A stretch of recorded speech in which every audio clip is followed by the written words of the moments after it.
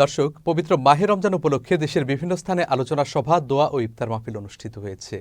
প্রতিনিধিদের পাঠানো তথ্য ও ছবিতে দেখুন ডেস্ক রিপোর্ট।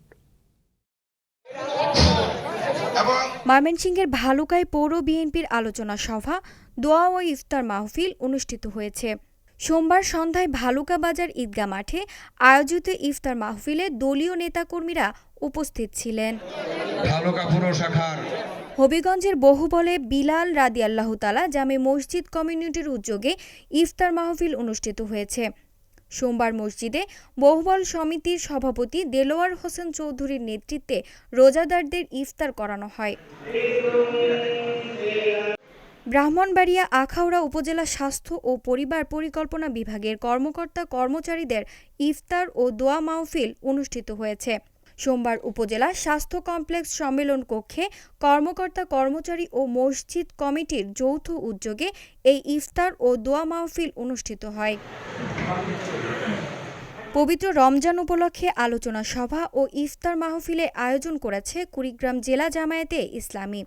সোমবার শহরের দাদামোড়ে কমিউনিটি সেন্টারে এই আলোচনা সভা ও ইফতার মাহফিল অনুষ্ঠিত হয়। নরসিংদী জেলা জামায়াতে ইসলামী আয়োজনে ইফতার মাহফিল ও জাকাত শীর্ষক আলোচনা সভা অনুষ্ঠিত হয়েছে।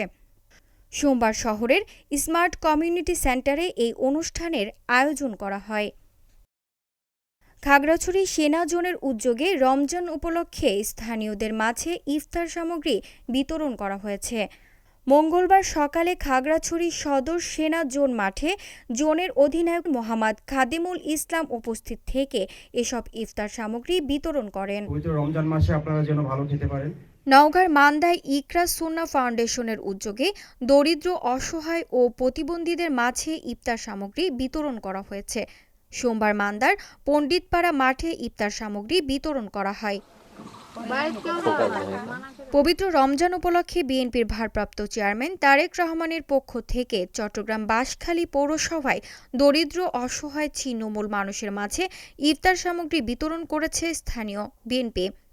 মঙ্গলবার বিকেলে বাঁশখালী আদর্শ উচ্চ বিদ্যালয় মাঠে ইফতার সামগ্রী বিতরণ করা হয়।